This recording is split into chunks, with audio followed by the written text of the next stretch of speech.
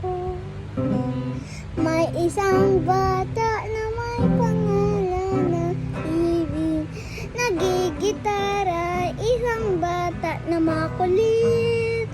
Ang payat-payat, hindi naliligo sa hapon nang naliligo. Pinubugbog ako, pinapasigaw akong horror. Nagigitarang bata, yung isa namang kapatid, yung younger, yung older sister, at puro pimples. Puro bungi at puro bili, puro bayad ang anak naman, puro bili ng mga laruan.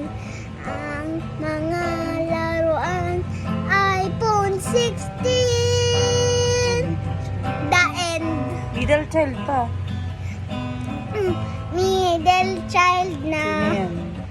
mapangit pangalan ay Ibo. Palagi nag-aaral. Ano na siya? Mag-graduate na pero pangit pa. Ba't ganun ang bata nyo?